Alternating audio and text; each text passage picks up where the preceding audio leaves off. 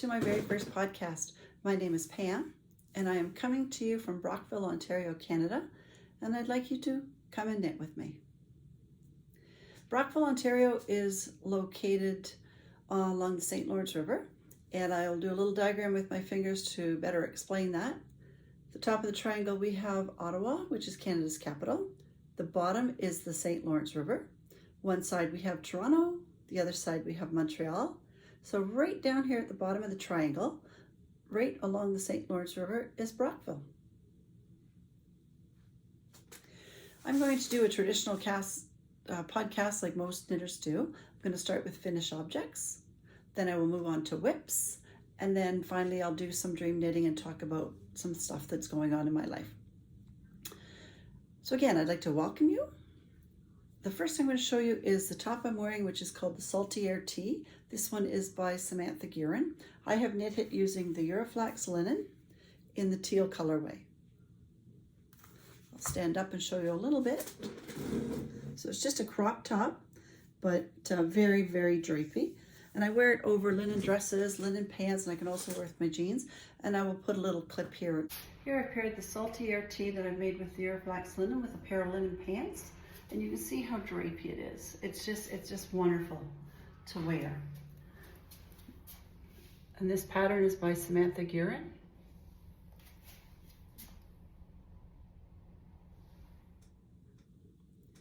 My second finish object, so I'm quite proud of this. This is the second one I've made of my finish object. My first one was made using the soft coral, again in the Euroflax. It just slips on. I like to feel when I have this on like I'm wearing a piece of jewelry. You can also put a shawl pin or a brooch, something to decorate it up. This one was made using the cream. And I also plan to knit a few more of these along with a new design, which I will show you in a moment. When you going out, grab one of these little cowls, throw it on. It adds a little bit of warmth. If you're going somewhere that's air conditioning, you're not going to lose it. It's not going to fall off like a scarf or a shawl does. And it makes me feel like I'm just kind of finished dressing. Now I'm going to talk about whips, works in progress, or projects sitting in a bag, projects sitting in a basket that don't get looked at very often.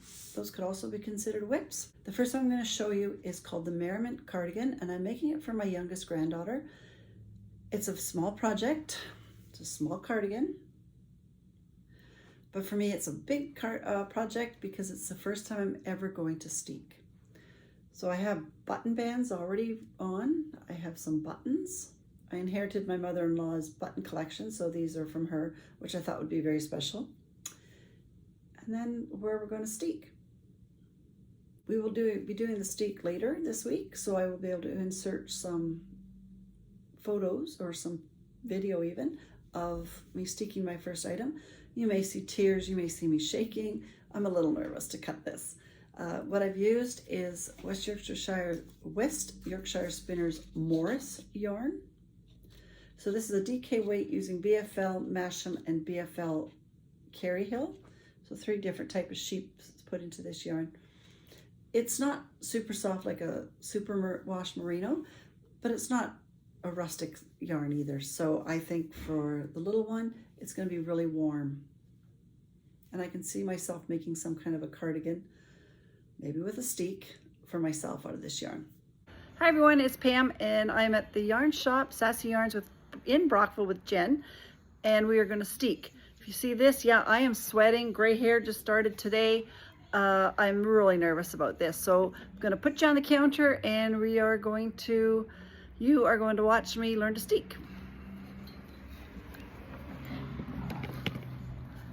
Not that bad. That's Jen saying it's not that bad. This is me sweating. Once you do it, you'll never go back. So take your scissors. So now what we have is a cardigan that was knitting around, and what we're going to do is cut these extra stitches that were added to turn it into a cardigan.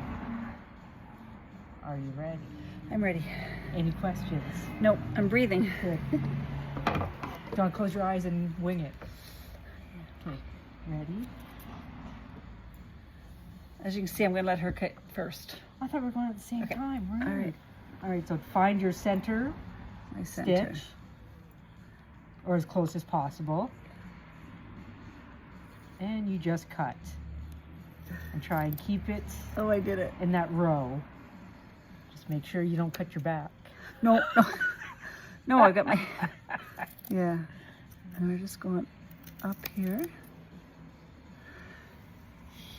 Yeah, this is really nerve-wracking. Boop, all done.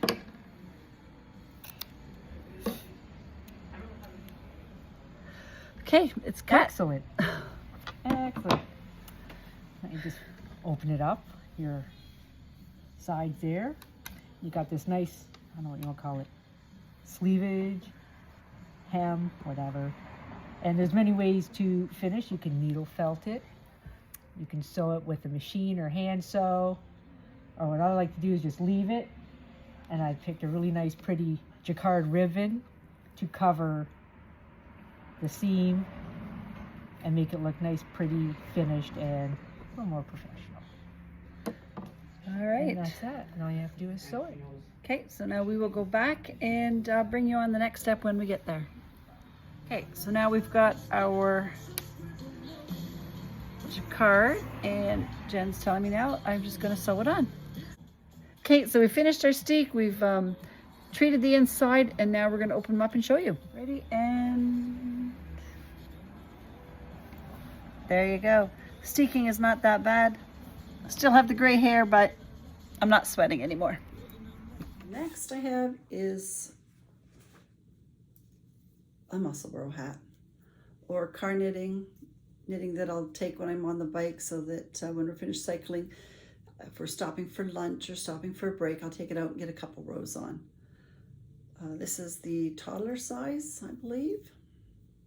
The yarn was gifted to me many years ago at Steep Stash, so I can't even tell you what it is, but I do like how it is just striping up. And I think I'm going to have some kind of a little swirl there going around.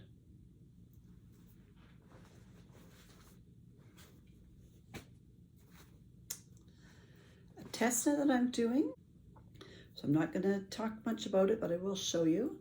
It's done in the soft coral. It's out of the Euroflax, and like 9 out of 10 of my projects are, I use this collage square needles. This pattern should be released in May, so we'll see how quickly I can get that one done.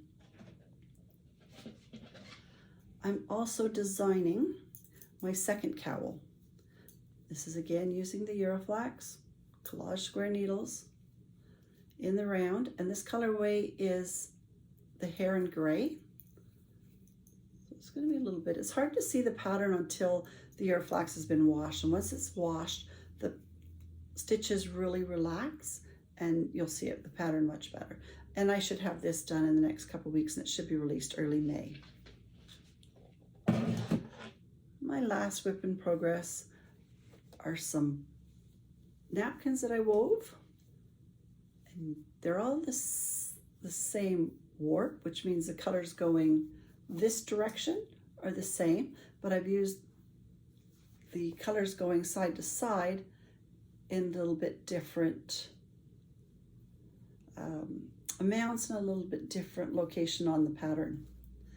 So now I just have to sew or hem my ends. That should be done pretty quickly. It's just a matter of doing. And here's one that my sample that went through the washer dryer. So it'll be really nice, drapey.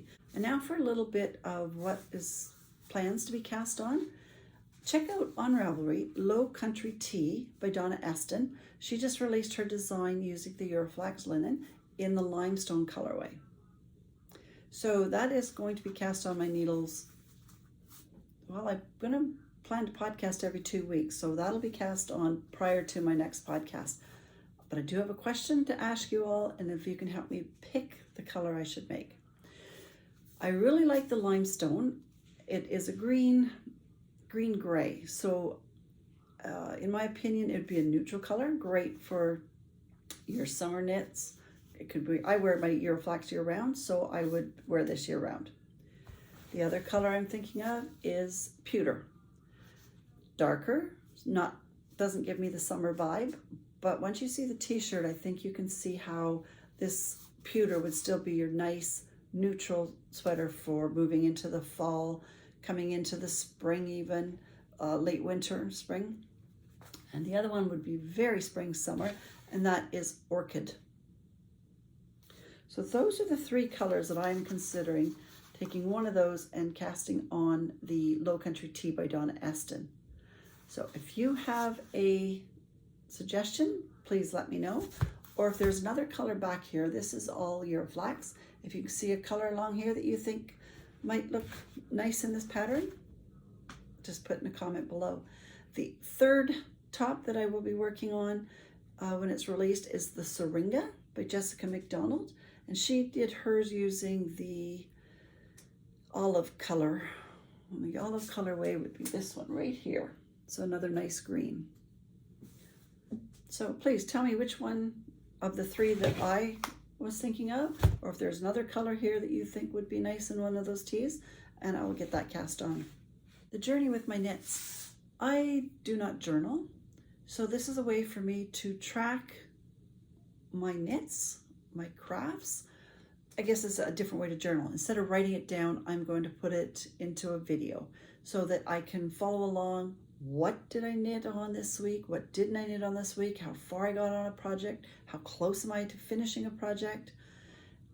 And I think for me, that's just going to give me more inspiration to finish what I'm working on and get started onto the next project. I am going to try to finish a project before I start a new one. That's not always happening.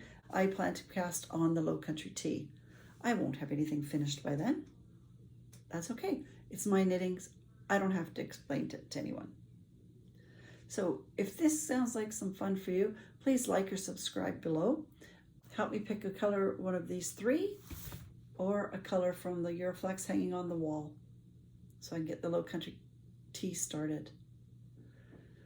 Thank you very much, and I'll see you in 2 weeks.